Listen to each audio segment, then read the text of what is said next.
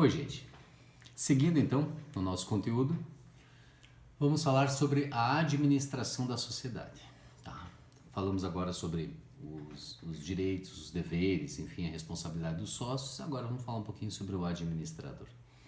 Falando em administrador, primeiro a gente precisa fazer uma pequena ressalva no que diz respeito ao termo administrador, que ele, na verdade, eu posso também utilizar como um termo sinônimo a palavra diretor.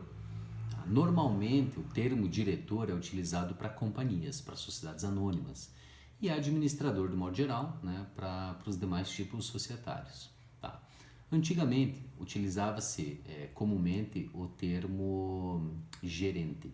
Tá? Esse termo não é mais utilizado para a função de administração da sociedade, para quem exerce cargo de administração, ou seja, aquele que tem poderes de representar os interesses da sociedade perante terceiros, aquele que tem os poderes para externamente cumprir atos de representação, certo? O gerente não é mais esta figura que antigamente tinha-se essa condição, né? Inclusive, se a gente for analisar lá o artigo 135 do CTN, ele ainda, obviamente, na CTN da década de 70, ele ainda se utiliza da expressão gerente para responsabilizar aqueles que agem contrário à lei nos casos de fraude fiscal, evasão fiscal e assim por diante.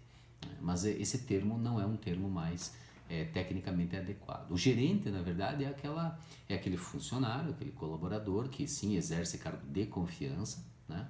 E ele é responsável por aquela unidade ou aquele departamento específico de uma empresa, né? Naquela chamada administração horizontal. Então, o cargo de gerência é o cargo daquela pessoa que na verdade, ele comanda, ele chefia um determinado setor ou uma determinada unidade produtiva, mas não é o administrador.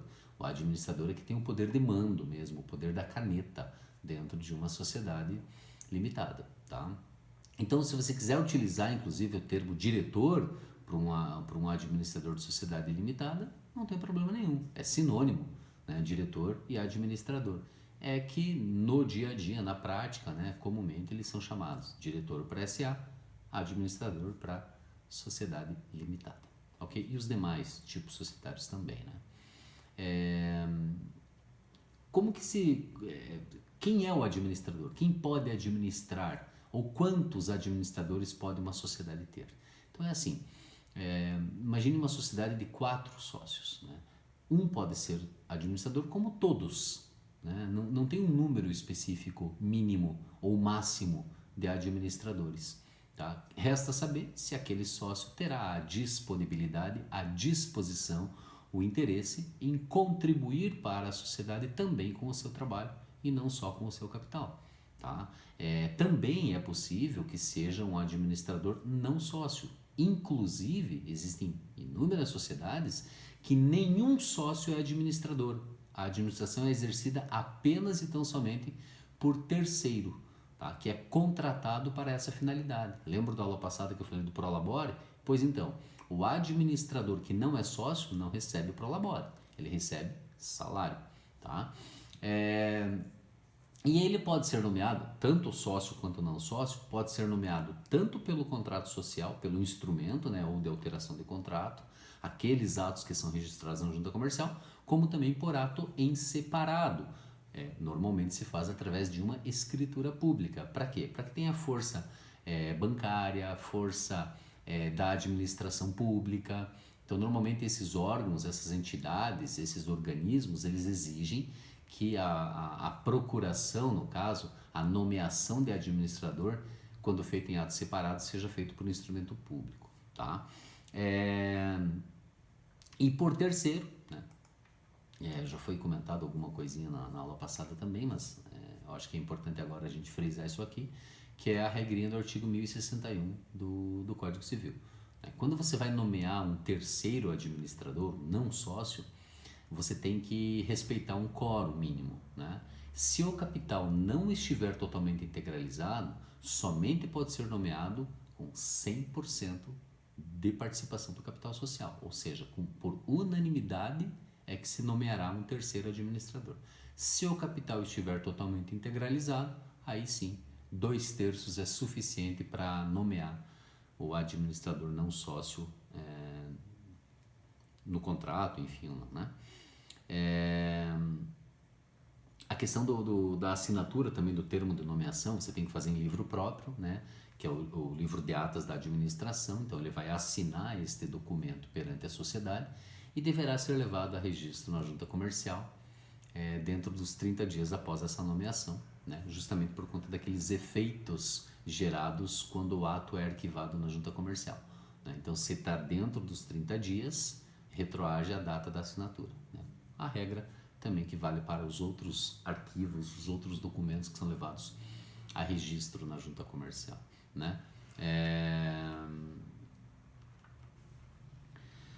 O prazo dessa administração, obviamente, ele pode ser por tempo indeterminado, né? Às vezes, quando é, por exemplo, um terceiro, por conta da ausência de um administrador de forma temporária, ele é nomeado por prazo determinado. Mas nada impede que essa administração seja feita por prazo indeterminado e, sendo assim, obviamente, ele pode ser destituído do cargo a qualquer tempo, tá? E da mesma forma a renúncia, né? O administrador pode renunciar ao cargo a qualquer tempo também, né? Devendo, obviamente, gerar esses efeitos perante os sócios a partir dessa ciência e perante terceiros através do registro dessa renúncia no órgão competente, tá? É importante a gente falar um pouquinho sobre a questão do quórum, tá? Para quê? Tanto para nomear quanto para destituir sócio ou não sócio, tá? Então, assim, existem 3 regras, tá? 3 quórums diferentes dependendo do caso. O quórum maioria simples, 50% mais 1 do capital social, o quórum dos 2/3 e o quórum também chamado quórum especial, que é a regrinha dos 3/4, tá? Ou 75% do capital social. Então vamos a essa regrinha. Então, como que funciona? Primeiro, na questão da nomeação do administrador. Então, assim, quando ele é sócio nomeado no contrato, tá? A regrinha é aquela geral do 1076, inciso 1, cumulado com o 1071, inciso 5. Basicamente, o 1076, inciso 1. Qual é a regra? Que as deliberações serão tomadas pelos votos correspondentes a 3/4 do capital social, certo? Se for nomeado em ato separado, isso é o administrador sócio, tá? Nomeado em ato separado, aí a regrinha é mais da metade. Por quê? Porque aí é a regrinha do 1076, inciso 2, tá? Pelos votos correspondentes à maioria, né? Maioria simples, então, 50% mais 1. Se o administrador não for sócio, aí voltamos àquela que nós falamos no início do 1061, né? Se o capital não estiver totalmente integralizado, unanimidade, 100%. E se o capital já estiver totalmente integralizado, a regrinha dos 2/3, tá? Ou 66,66%, né? Lembrando também que a escolha do administrador não sócio, ela somente pode ser feita se o contrato social permitir a sua nomeação, ainda que essa nomeação seja por ato separado, tá? O contrato social tem que prever essa nomeação, permitir essa nomeação. Outra coisa importante que eu quase estava esquecendo é a regrinha do 1061 do Código Civil, parágrafo 1º, deixa eu até ver aqui se eu tenho anotado, parágrafo único, tá? É o 1060, parágrafo único, perdão. Se você nomeia, se um sócio ingressa na sociedade, tá? Por mais que o contrato social estabeleça ali que todos os sócios são administradores, ou então que o sócio, vamos imaginar que tem 2 sócios que são administradores e 2 que não são administradores. E um sócio administrador se retira da sociedade para ingresso de um novo sócio. O simples ingresso desse sócio não dá a ele a condição de administração, por mais que aquele que se retirou administrava a sociedade. Tem que haver a nomeação nominal, né, indicando especificamente aquela pessoa que deverá, obviamente, assumir o seu compromisso de administração, inclusive declarando, né, que o mesmo não se encontra impedido de exercer empresa, ou seja, de administrar sociedade. Aquela cláusula de desimpedimento, né? O que mais? Então, eu falei a questão da nomeação de administrador sócio ou não. E como que funciona a regrinha da destituição? Então, vejam bem, se o administrador for sócio, como que ele é destituído do cargo? Então, depois que teve aquela alteração da Lei da Liberdade Econômica, lá da 13792, lá de 2019, então mudou um pouquinho essa regrinha, tá? Agora, para destituição do administrador não sócio, do administrador sócio, a regra é pela maioria. Você destitui o administrador, quando ele é sócio, por maioria. Tá? Então, como que funciona? A única diferença é se ele é nomeado em contrato ou em ato separado, o fundamento legal. Mas em ambos os casos é por maioria simples. 50% mais um do capital social destitui o administrador que é sócio. Se for nomeado no contrato, né, a regrinha está no 1063, parágrafo 1º, tá? Que alterou, que a lei 13.792 justamente alterou esse dispositivo. Ou em ato separado, e a regrinha a regra geral, né? Que aí é do 1076, inciso 2, cumulado com o 1071, inciso 3, tá? E aí é a maioria simples, que você consegue destituir o administrador sócio se ele foi nomeado em ato separado, tá? A destituição do administrador não sócio segue basicamente o mesmo raciocínio, mas o quórum diferente. Por quê? Porque não está naquela exceção do 1063, parágrafo 1º, e aí você tem que verificar se a nomeação desse administrador não sócio foi feita em contrato. Você tem que aplicar a regrinha do 1076, inciso 1, cumulado com 1071, 5. Por quê? Porque se ele foi nomeado no contrato, você tem que alterar o contrato para a destituição dele, tá? Então, 3/4, no caso, 75% da participação do capital social que delibera sobre essa destituição. E se for nomeado em ato separado, aí a regrinha é aquela do 1076, inciso 2, cumulado com 1071, inciso 3, que fala justamente da destituição do administrador, de modo geral, inclusive do não sócio, tá? Então essa é a regra geral do quórum, né? Dos quórums de deliberações para nomeação ou destituição de administrador, seja ele sócio ou não. E por fim, a responsabilidade do administrador. Então vejam bem, normalmente utiliza-se como analogia, né? Pega emprestada aquela regra do dever de lealdade, do dever de diligência do diretor de uma companhia.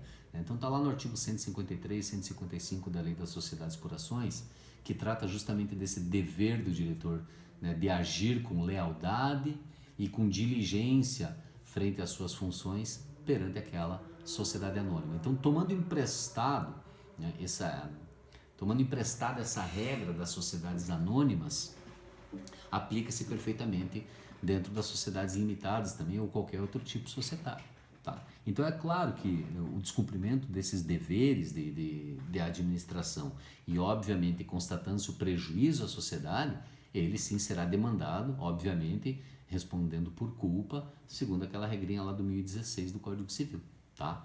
Então assim, quais são os exemplos desse descumprimento do dever de administração?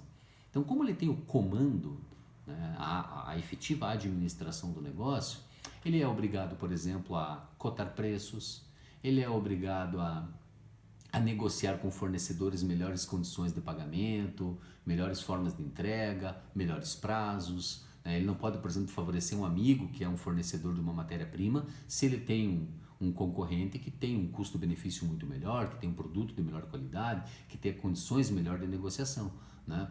O outro exemplo, quando ele utiliza, né, seja tanto da força de trabalho ou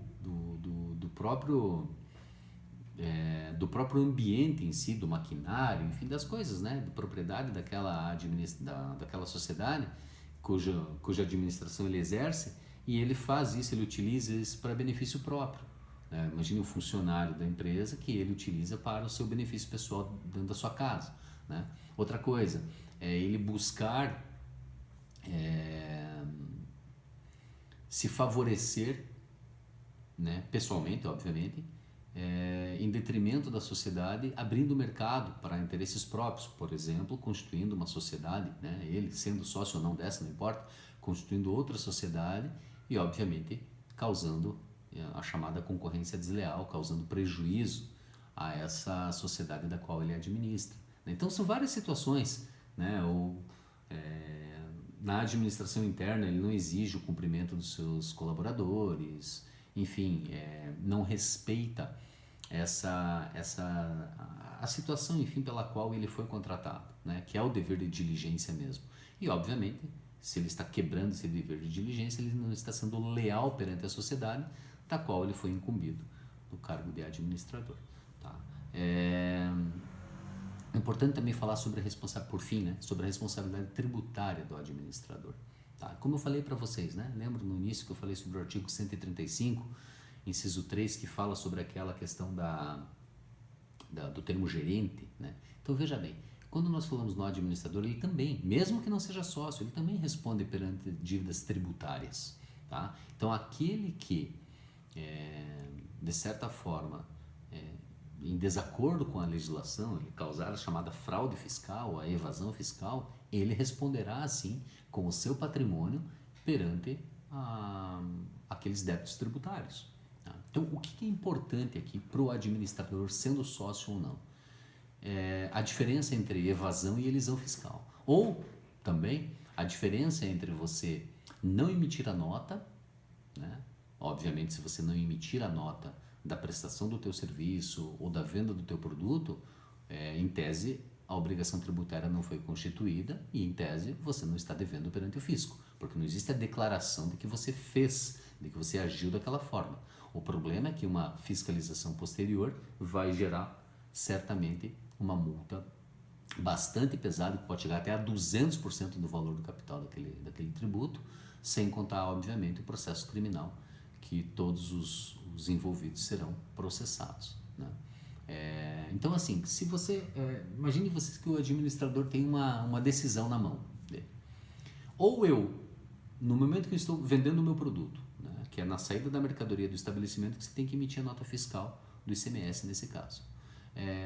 Ou eu não emito essa nota, corro o risco do fisco não pegar, né, não ter uma fiscalização depois que vai estabelecer aquela diferença entre o estoque, né, físico e aquele declarado, ou então eu declaro que vendi aquele produto, emito a nota fiscal, a obrigação tributária nasce, eu sou devedor daquele tributo, mas eu não consigo pagar. Então vamos pensar assim, qual é a diferença entre o ato e outro ato? A diferença é simples. No primeiro, você está sonegando, então é o ato de sonegação de um tributo. Isso é crime. E, obviamente, ele pode até ter o dinheiro, mas ele não paga, certo? O segundo caso é um caso de inadimplemento. Nesse caso, você não está cometendo crime nenhum. Você está declarando que fez, mas você não tem dinheiro para pagar, então você não paga, né, aquele tributo respectivo. E aí, obviamente, poderá até vir uma execução fiscal contra a empresa, mas não responderá por crime tributário, porque não é sonegação. Você declarou, você não está sonegando absolutamente nada, você só não está pagando. Então não é caso de sonegação, é caso de inadimplemento. Então essa que é a grande diferença. O que você prefere? Responder por sonegação ou simplesmente o inadimplemento de uma obrigação que, obviamente, você pode, de várias formas, conseguir resolver depois, com parcelamento, enfim, qualquer que seja a situação. É isso, gente. Terminando por aqui, então, mais um conteúdo e até a próxima. Tchau, tchau.